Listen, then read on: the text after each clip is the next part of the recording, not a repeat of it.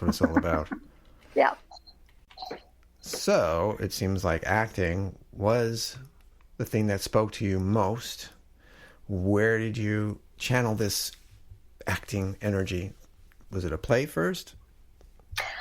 It was. I was, for a couple of years, we moved out of Texas and we moved to Kansas City. My dad got a position there, and I was in a junior high that, again, had a really great little theater department. And I got in a show. It was called The Great Smokies, and I played Ducky Bell. And it had the accent, so I was good because I was from Texas. But for some reason, I remember what I probably remember the most vividly in that show was learning, even at that age, and it being my really first full-on character production, I realized that I could kind of grab an audience. And not so much because I wasn't trained enough, obviously, to put them in the palm of my hand. I mean, that comes a lot later in life or later in your profession. But it was really weird because I kind of got from that show how you can grab an audience's attention and make them laugh or make them, gasp or make them, be sad or whatever it is you want them to be. And that's what I loved about it. It was a simple little show. There wasn't anything special about it. But I always remember after the show was over, I remember my theater teacher came up to me and she was very sincere. It wasn't a put on whatsoever, but she looked right at me and she said, "You know what?" She said, "I truly believe I'm going to see you on TV one day doing this." Mm-hmm. She said, and I was so proud at that moment because she said, I have never seen a kid do this so easily. She said, "You just like fall right into it." And I was like, okay, she probably tells that to everybody. But it's how I felt. And so, and she was very sincere and such a sweet woman. It's sad I don't remember her name now, but I can't remember my name most days. So, but she was a wonderful, she really prodded me into staying into the arts. And she would always tell me, this is your niche. This is what you need to be doing. So I was very lucky from that aspect. Yeah. And we were just there for 2 years, and then we moved back to Texas, and that's when I started high school into the arts then too. So probably it was sixth grade when I did like my first full production. But I had actually taken acting lessons and stuff like that before that. I had just never done a full show. Put everything together. Yeah. And was it exciting, that very first show? Nerves? Oh gosh, yes. But it's such a cliche. But I was very shy. I was very much an introvert growing up. But the second I would set my foot on a stage, that would just like all disappear. Yep. And I truly felt at home. I mean, truly felt at home when I would step on a stage. So, so it was always funny because when I wasn't on stage, I remember my mother, a lot of times we would go like into, a specific time. I remember going into a Dairy Queen and I went up to the counter and I was ordering and it was really busy and the girl wasn't even paying attention to me. And I remember my mother, I was like in junior high. My mother had to come in and tell the girl, "Hey, she's been standing here 20 minutes. You haven't taken her order." I mean, that's how shy and introverted I was. So when the very first time my parents saw me in a show, I remember both of them were like, "Whoa, where did this come from? Where did you come from? I never knew you had this in you." So that was nice. That was good. Did you have any other creative interests in high school? Oh, yeah. I love painting. I love drawing.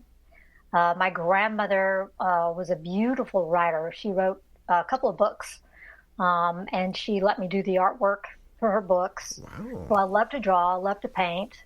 I love music. I dance like a white girl, so dancing is not, that doesn't work. In fact, people tell me that all the time. They're like, "You dance like a white girl." So yeah, dancing is not my realm, even though I love to dance. But painting and drawing I love, and music. I was actually in the band in high school also, and I played the drums of all things. Nice. But play the drums, and then you play the bells, and you play the cymbals, and I was like in the marching band, so I love that too. So yeah, I do have other aspects of the arts. Yep. So after high school, what happens next with you creatively? Do you pursue it as a career? Oh, yeah, definitely.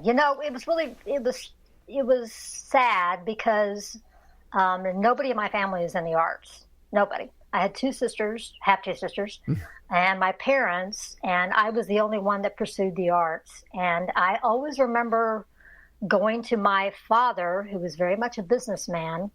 I was in the corporate world. My mother was a stay-at-home mom, but I remember going to him one day and saying, Dad, I think the arts is what I really want to pursue. I really want to pursue acting.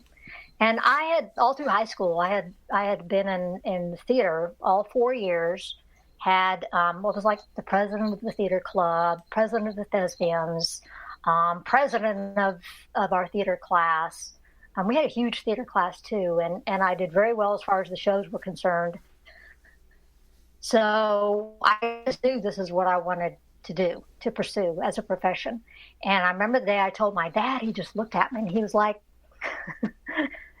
this shows male chauvinist, but he looked at me and he goes, my secretary, they were called secretaries back then instead of administrative assistants, my secretary makes almost $60,000 a year.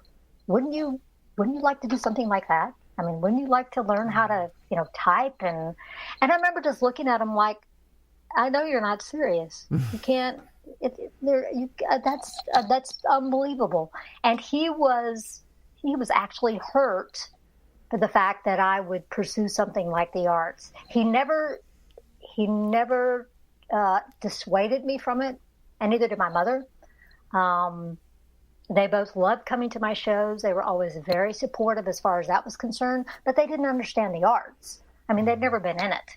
So they had no clue what the arts was truly about and how much of a passion it was of mine. So he was very disappointed when I told him I was going to pursue it.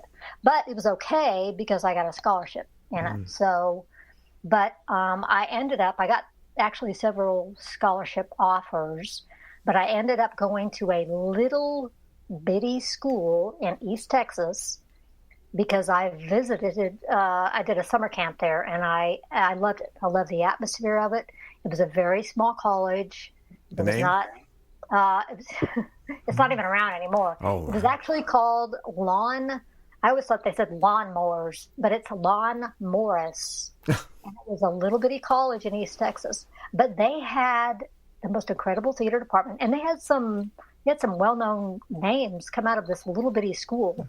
And the director of the college, or the theater department, she was fabulous. I mean, she lived in New York for probably most of her life, been on Broadway many times, and so she knew how to build a community, and it was great. I loved it. But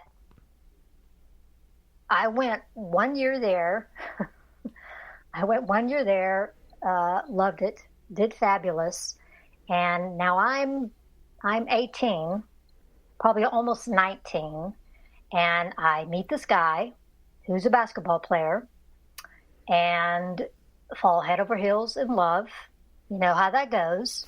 And I'm like a baby. I mean, a baby at this point. Mm-hmm. And it got to the point where it was pretty serious. And one night, I don't know, something just came over me and I said, dang, I was going to do this as my profession. I can't even think about the possibilities of a marriage because, I've got to go through all the trials and tribulations that artists go through. I can't get married. I can't do this normal thing. So in the middle of the semester, in the middle of the night, I packed all my stuff up in one little bag and I caught a Greyhound bus to LA all by myself. Got there like the next morning, rode the bus all night long, and we made one stop, and I went to a payphone, and I called my mom and dad, and I said, hey, just wanted to let you know, I left school tonight. I'm in LA, or I'm heading to LA, and I'm going to start acting professionally. And Wow. my dad screamed so loud on the phone. I was like, holding it back from my face. Why would you do something like this? I can't believe you would even think of doing something like this. Do you know how dangerous it is to get on a Greyhound bus in the middle of the night and go to Los Angeles? And sure enough, I got there the next morning and stepped off the bus, and I took a taxi over to the YMCA and got a room at the YMCA. And I had a very dear friend of mine. The night that I was leaving, we lived in a co-ed dorm, and I went and I told him what I was doing. And he was an actor too. And he said, well, do me a favor. He said, I'm going to give you some money. Because he asked me how much money, and I seriously think I had like $50 going to LA, which just shows how, when you're 19. So he gave me $100, and I always remember that he gave me $100 of his money. So when I got in, I went to the YMCA. I had nothing to eat for like the first week that I was there. I seriously survived on, you remember the moon pies? They called them moon pies? That was the name of them. Yeah. I survived on like breakfast, lunch, and dinner. I had moon pies for like a week and a half. And then I was going everywhere, applying for jobs and everything else. And I ended up getting a waitress job at a place called Coco's. And it was over off of Sunset Boulevard. And I had the all-night shift. So I went in, I think it was like 10 o'clock, and then I worked till like 6 or something like that, so I could act during the day. And I always remember a guy came in one night, and he worked at Burbank, in the Burbank Studios. I don't even think Burbank Studios is around anymore. I think it's Warner Brothers now. But anyway, came in, got a cup of coffee, started talking to him. And of course, he's like, oh, you're an actress. And I said, hey, you work at the studios. And he said, hey, let's meet up one time and I'll take you around the studios. And he ended up being a total sleazebag. Went on a date with him. Yeah, one of those guys. So that was my first dash, at the industry. But I kept my job at Coco's, and during the day, I got a headshot. During the days, I would go to auditions, ended up getting an agent, did a few commercials, had a couple of regional commercials. I never got a national, a couple of regional commercials, and then I did a couple of plays. And then, life just happens. And I went back home for Christmas, and that guy that I told you I fell madly in love with, he even at one point in his life looked at me, this was before I left, and he said, you know what? I don't really understand this acting thing, but I know your passion for it is just as much as a passion as I have for sports and basketball. He said, but you need to make a decision. It's either me or it's theater. And I think that's kind of what pushed me to go toward LA. That was kind of like the last straw that broke the camel's back. And I was like, nobody has a right to ask you that. Nobody has a right to tell you that. But I came home for Christmas, saw this guy again. We had a come to Jesus moment and ended up getting married and going on 42 years now. Wow. So as bizarre as that sounds, you can always work things out.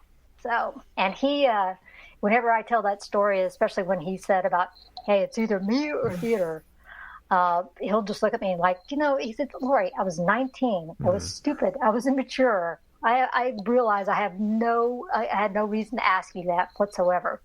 So he got over that. So, but anyway, so that was my stint in LA. After that, moved to Austin, where again, acting is really big in Austin, even back then, and just kind of picked it up from there. Back in Austin, Texas, you're married, so now you got to balance a relationship with your acting. So was it just acting at this point, or did you say, I got to try other things? Because your resume has a lot of other things besides acting. Yeah, the things starting on that resume, gosh, I have so much stuff. I didn't have everything on that resume. But as far as the resume is concerned, when I